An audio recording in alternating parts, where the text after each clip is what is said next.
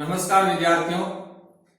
आज का जो हमारा टॉपिक है वो है application of magnetic moment data for 3D metal complexes, यानी 3D मेटल कॉम्प्लेक्सेस के लिए चुंबकीय आघूर्ण आंकड़ों के अनुप्रयोग, इसके बारे में आज हम इस वीडियो में जानेंगे। तो सबसे पहले हम देखते हैं मैग्नेटिक मोमेंट डेटा के एप्लीकेशंस कौन कौन से होते हैं। तो देखो, application of magnetic moment data, यानी चुंबकीय आघूर्ण आंकड़ों के अनुप्रयोग। तो देखो, चुंबकीय आघूर्ण आंकड़ों के कई अनुप्रयोग हैं। जैसे नंबर 1, संकुल यौगिक में उपस्थित केंद्रीय धातु परमाणु की ऑक्सीकरण अवस्था का निर्धारण करना, यानी सेंट्रल मेटल एटम की ऑक्सीकरण अवस्था का निर्धारण करना, यानी मैग्नेटिक मोमेंट डेटा के आधार पर हम संकुल यौगिक में उपस्थित केंद्रीय धातु परमाणु की ऑक्सीकरण अवस्था का निर्धारण कर सकते हैं। दूसरी एप्लीकेशन देखो, केंद्रीय धातु परमाणु की संकरण अवस्था का निर्धारण करना, सेंट्रल मेटल एटम की संकरण अवस्था, संकरण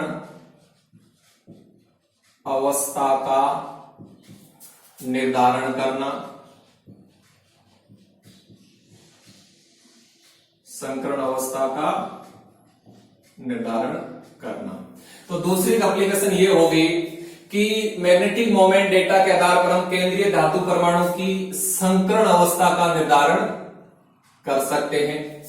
नंबर 3, लिगेंड्स की प्रकृति का निर्धारण करना, लिगेंड्स की प्रकृति का निर्धारण करना, निर्धारण करना।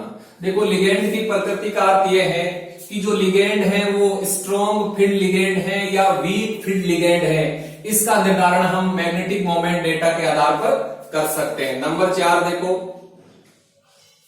संकुल यौगिक की चुंबकीय प्रवृत्ति का निर्धारण करना,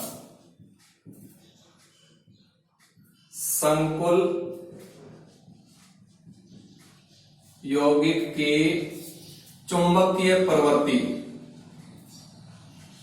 चुंबकीय प्रवृत्ति का निर्धारण करना,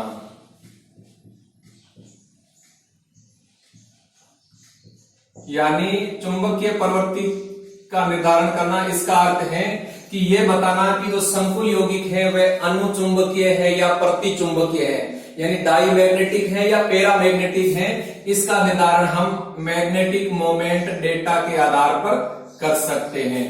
नंबर 5, संकुल यौगिक की प्रकृति का निर्धारण करना, संकुल यौगिक की प्रकृति का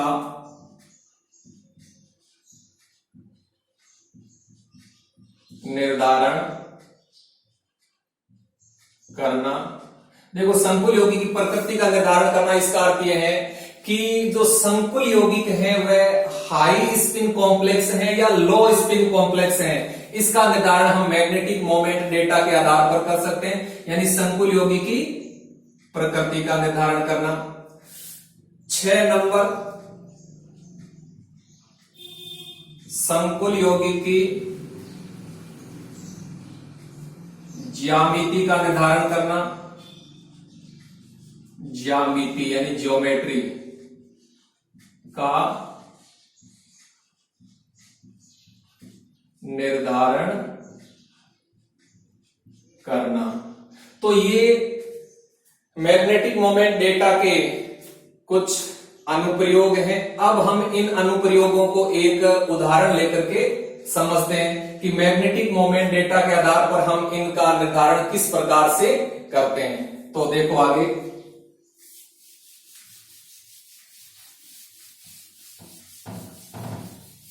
मान लीजिए हमारे पास में कोई एक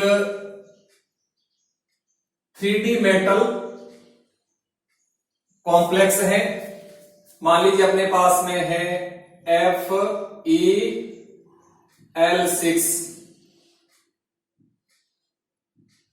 ये एक संकुल यौगिक है, ठीक। और इस संकुल यौगिक के लिए चुंबकीय आघूर्ण का जो मान है, यानी मैग्नेटिक मोमेंट डेटा का जो मान है वो है 5.9 बोर मैग्नेटोन। अब हमें क्या करना है, इस चुंबकीय आघूर्ण के मान के आधार पर इस संकुल यौगिक में उपस्थित केंद्रीय धातु परमाणु की ऑक्सीकरण अवस्था, केंद्रीय धातु परमाणु की संकरण अवस्था, इस संकुल यौगिक की चुंबकीय प्रवृत्ति का, संकुल यौगिक की प्रकृति का, लिगेंड की प्रकृति का और इस संकुल यौगिक की ज्यामिति का निर्धारण करना है इस मैग्नेटिक मोमेंट डेटा के आधार पर। तो हम सबसे पहले क्या करेंगे, सबसे पहले हम इस मैग्नेटिक मोमेंट डेटा की सहायता से इस संकुल यौगिक में उपस्थित अयुग्मित इलेक्ट्रॉनों की संख्या ज्ञात करते हैं। तो सबसे पहला काम हो गया अयुग्मित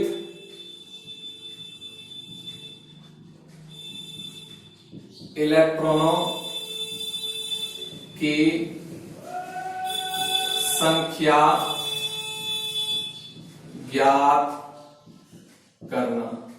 यानी सबसे पहले हम मैग्नेटिक मोमेंट डेटा की सहायता से संकुल यौगिक में उपस्थित अनपेयर्ड इलेक्ट्रॉन्स की संख्या ज्ञात करेंगे, यानी अयुग्मित इलेक्ट्रॉनों की संख्या ज्ञात करना। तो देखो अयुग्मित इलेक्ट्रॉनों की संख्या किस प्रकार से ज्ञात करेंगे। तो देखो यह एक 3D मेटल कॉम्प्लेक्स है और 3D मेटल कॉम्प्लेक्सेस के लिए चुंबकीय आघूर्ण का जो मान है वह स्पिन ओनली फॉर्मूला, ठीक, स्पिन ओनली फॉर्मूले के द्वारा ज्ञात किया जाता है। तो हम क्या करेंगे, यहां स्पिन ओनली फॉर्मूला लगाते हैं। देखो स्पिन ओनली फॉर्मूला होता है म्यू बराबर अंडर रूट में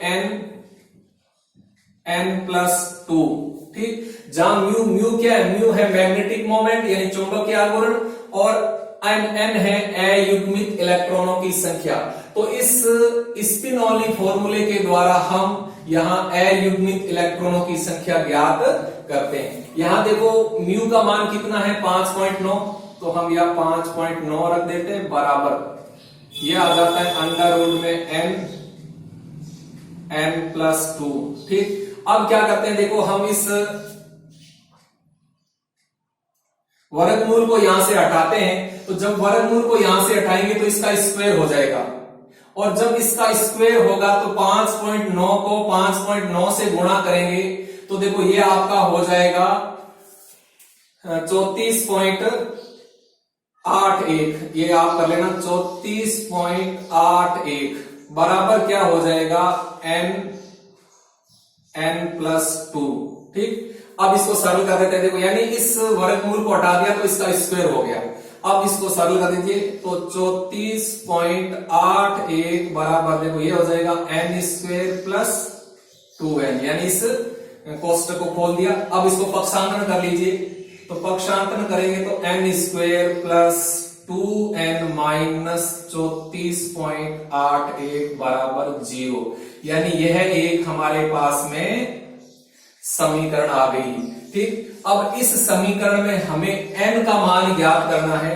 तो इस समीकरण में n का मान ज्ञात करने के लिए हम एक सूत्र का उपयोग करते हैं। तो देखो वो सूत्र क्या है, वो सूत्र है यानी ये द्विघात समीकरण है n की वैल्यू कैसे ले, n बराबर देखो क्या होता है, एक फॉर्मूला हम काम में लेते हैं यहां, -b प्लस माइनस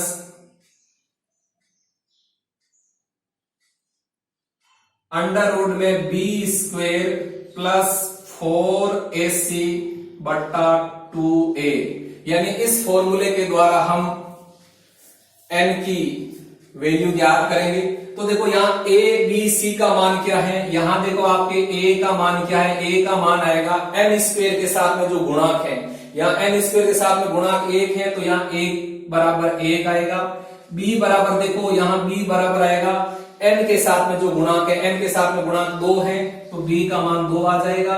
और c का मान आपको ये दे रखा है 34.81, 34.81। अब आप क्या करेंगे, a b c के मान है इस फॉर्मूले में रख देंगे तो आपको n की वैल्यू प्राप्त हो जाएगी। तो देखो n बराबर मान रख दीजिए आप, तो देखो b की जगह क्या रख दीजिए आप, b की जगह रख दीजिए -2 प्लस माइनस, अब अंडर रूट में क्या आ जाएगा, देखो b स्क्वेयर, b कितना 2 तो ये आ जाएगा 4 प्लस उसके बाद में 4ac, तो 4a का मान 1 और c का मान हो गया 34.81।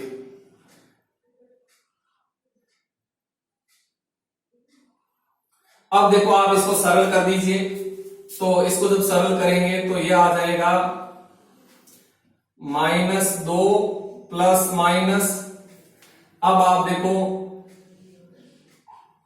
4 प्लस, अब आप इसको 4 से गुणा कर दीजिए, जब आप इसको 4 से गुणा करेंगे तब क्या आ जाएगा, देखो 4 एकम यानी 34.81 को 4 से गुणा करना है तो 4 एकम 4, 8 चौक, देखो 4 एकम 4, 8 चौक 32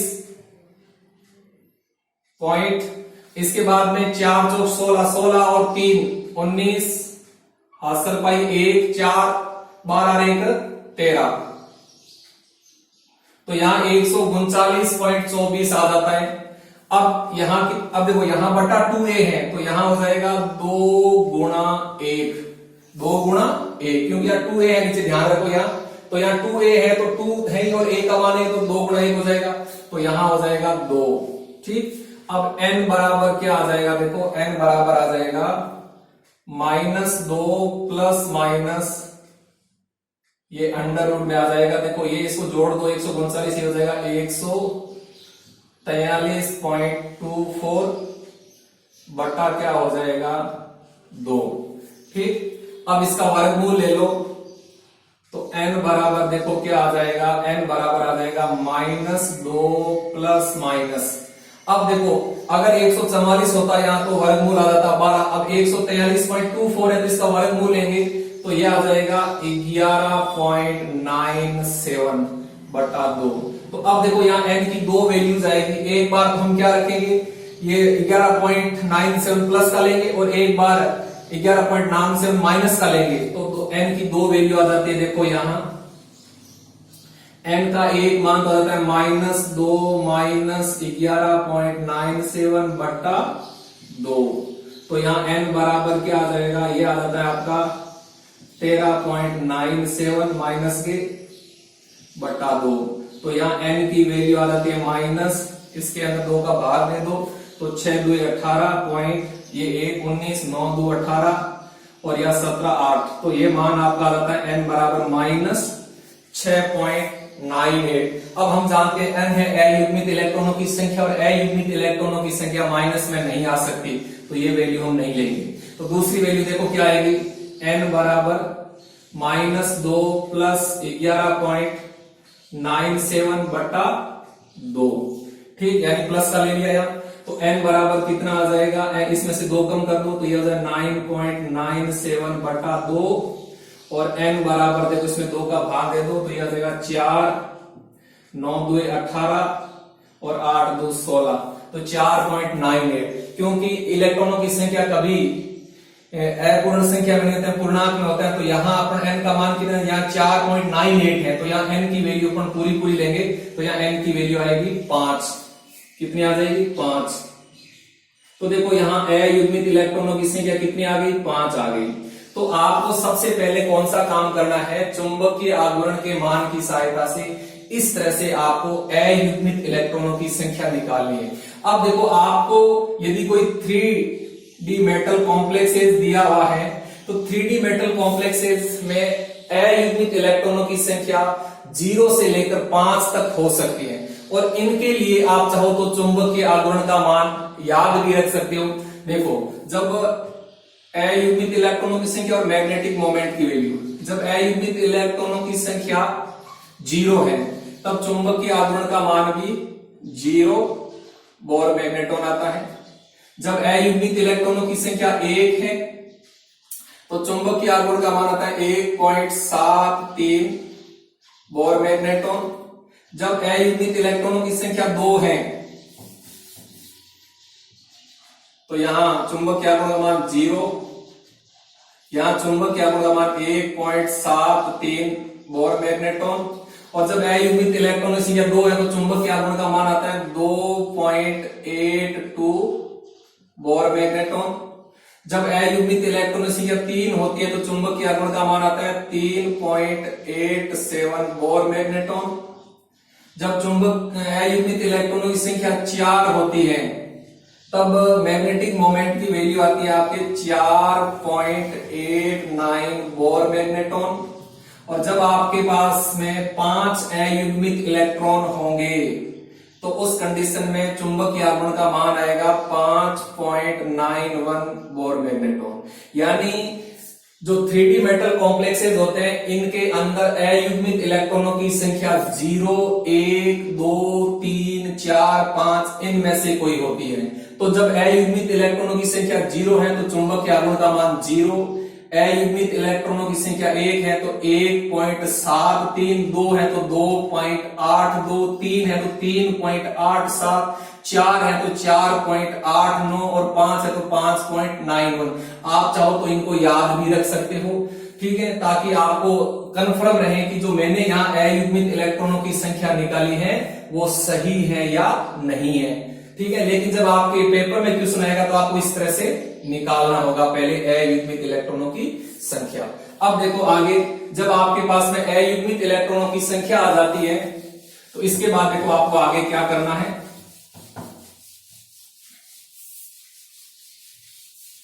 तो देखो यहां number of unpaired electrons, number of unpaired electrons, यानी ये कितना आ गया आपके पास में 5 आ गया, यानी अयुग्मित इलेक्ट्रॉनों की संख्या आपको 5 प्राप्त होगी। तो अब देखो यहां केंद्रीय धातु परमाणु Fe है, तो हम जानते हैं कि Fe का बाह्यतम कोश का इलेक्ट्रॉनीय विन्यास होता है 3d6 4s2 ये होता है, ठीक। तो यदि हम इसको कक्षक के रूप में लिखें तो देखो 3D उपकोश के अंदर 5 कक्षक होते हैं,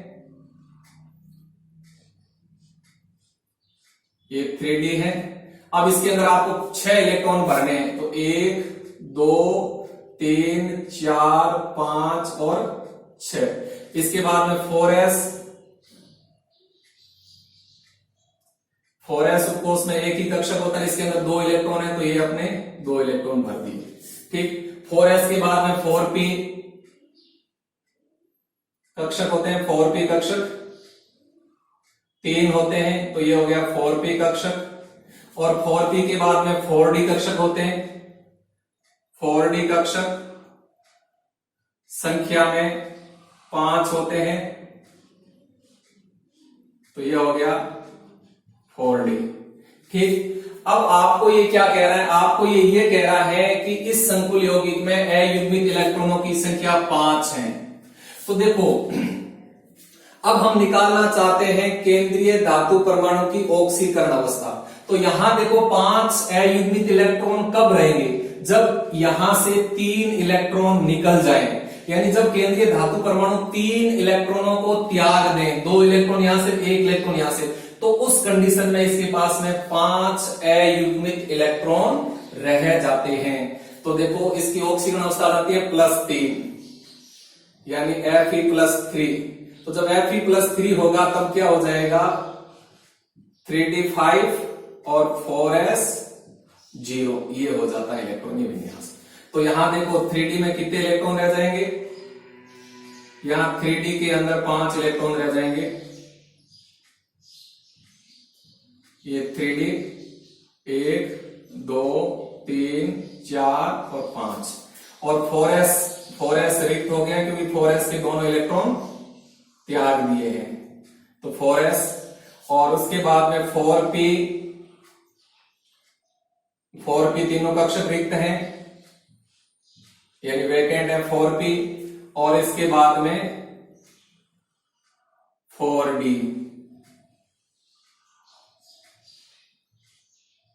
ये आगे 4d।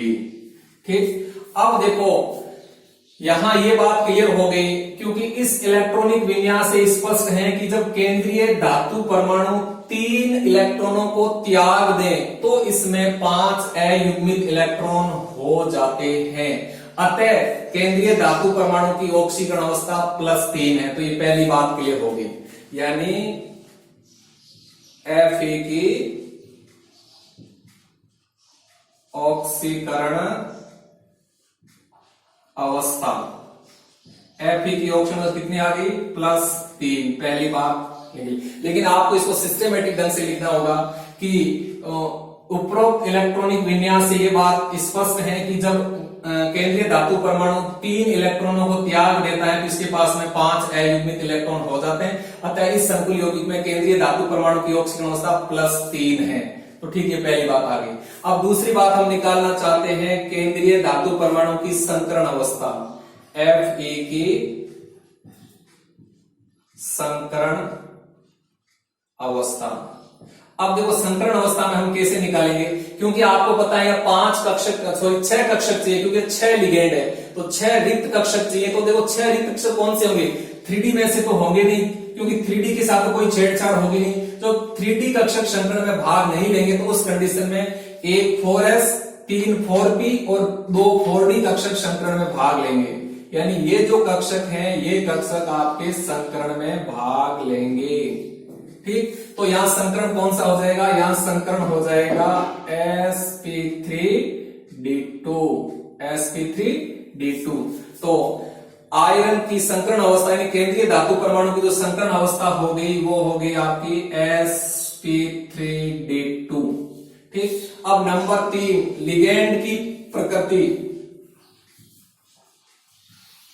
लिगेंड्स यानी L की प्रकृति, यानी यहां हमें यह बताना है कि जो लिगेंड है वो स्ट्रॉन्ग फील्ड लिगेंड है या वीक फील्ड लिगेंड है। तो देखो यहां 3D कक्षकों में इलेक्ट्रॉनों का युग्मन नहीं हो रहा है, क्योंकि जब 3D कक्षकों में इलेक्ट्रॉनों का युग्मन नहीं होगा तभी इसके पास में 5 अयुग्मित इलेक्ट्रॉन रहेंगे।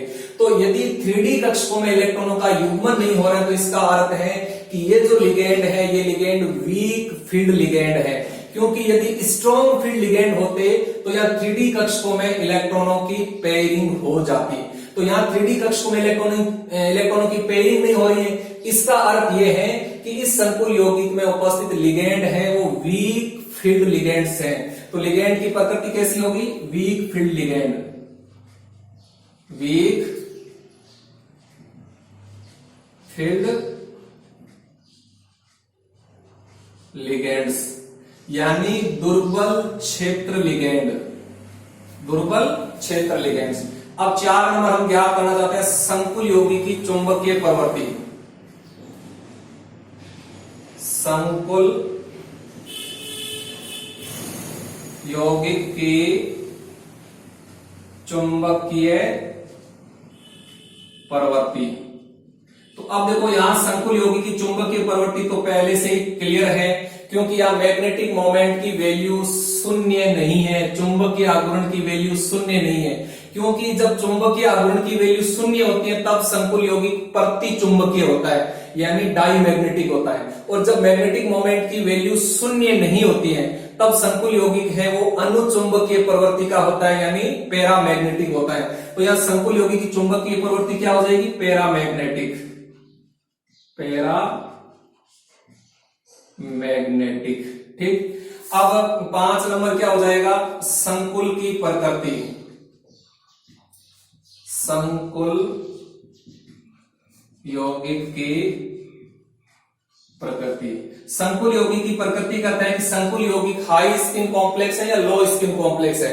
देखो यह संकुल यौगिक के निर्माण में केंद्रीय धातु परमाणु के आंतरिक डी कक्षक भाग नहीं ले रहे हैं, बल्कि इस संकुल यौगिक के निर्माण में केंद्रीय धातु परमाणु के बाह्य डी कक्षक भाग ले रहे हैं। और जब संकुल यौगिक के निर्माण में केंद्रीय धातु परमाणु के आंतरिक डी कक्षक भाग न लेकर बाह्य डी कक्षक संकरण में भाग लेते हैं, तो वह संकुल यौगिक हाई स्पिन कॉम्प्लेक्स होता है, यानी बाह्य कक्षक संकुल होता है। तो ये जो संकुल यौगिक है ये आपका हाई स्पिन कॉम्प्लेक्स है, हाई स्पिन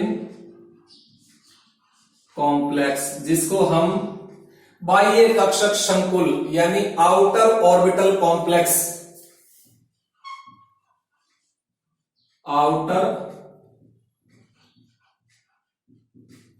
ऑर्बिटल कॉम्प्लेक्स यानी बाह्य कक्षक संकुल या हाई स्पिन कॉम्प्लेक्स, उच्च चक्रण संकुल या बाह्य कक्षक संकुल एक ही बात है। ठीक, तो ये तो हो गई संकुल यौगिक की प्रकृति। अब 6 नंबर हो गई संकुल यौगिक की ज्यामिति। संकुल यौगिक की ज्यामिति। तो यहां देखो संकुल यौगिक में केंद्रीय धातु परमाणु का संकरण sp3d2 है और हाई स्पिन कॉम्प्लेक्स है, आउटर ऑर्बिटल कॉम्प्लेक्स है। तो यहां ज्यामिति होगी ऑक्टाहेड्रल यानी अष्टफलकीय, ऑक्टाहेड्रल। तो अब इसके बाद में आपको ऑक्टाहेड्रल ज्यामिति बना देनी है। तो ये होती है देखो ऑक्टाहेड्रल ज्यामिति। यहां एफ ही है, एक लिगेंड यहां, एक लिगेंड यहां, एक लिगेंड यहां, एक लिगेंड यहां, 4 लिगेंड एक ही प्लेन में होते हैं, एक लिगेंड अबोव द प्लेन और एक लिगेंड बिलो द प्लेन। ये होती है ऑक्टाहेड्रल ज्योमेट्री। तो संकुल यौगिक ज्यामिति होगी ऑक्टाहेड्रल। तो इस प्रकार से हम मैग्नेटिक मोमेंट डेटा के आधार पर हम संकुल यौगिकों को, सिर्फ केंद्रीय धातु परमाणु की ऑक्सीकरण अवस्था, केंद्रीय धातु परमाणु की संकरण अवस्था, लिगेंड्स की प्रकृति, संकुल यौगिक की चुंबकीय प्रवृत्ति, संकुल यौगिक की प्रकृति और संकुल यौगिक की ज्यामिति का निर्धारण कर सकते हैं। तो लेकिन अगर ये क्वेश्चन आपके पेपर में आए तो आपको इसको पूरा सिस्टेमेटिक ढंग से लिखना है, क्योंकि अगर ये क्वेश्चन आता है तो ये बड़ा क्वेश्चन आता है और आपको पूरा सिस्टेमेटिक ढंग से बताना है, जिस तरह से मैंने आपको बताया उसी प्रकार से। अब आप असाइनमेंट के रूप में एक क्वेश्चन नोट कीजिए।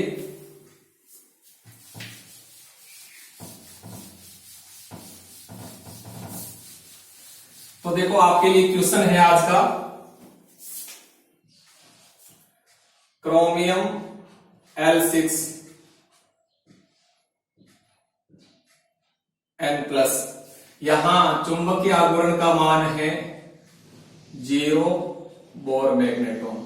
तो आप क्वेश्चन लिखिए, पहली उतारिए फिर नीचे लिखिए।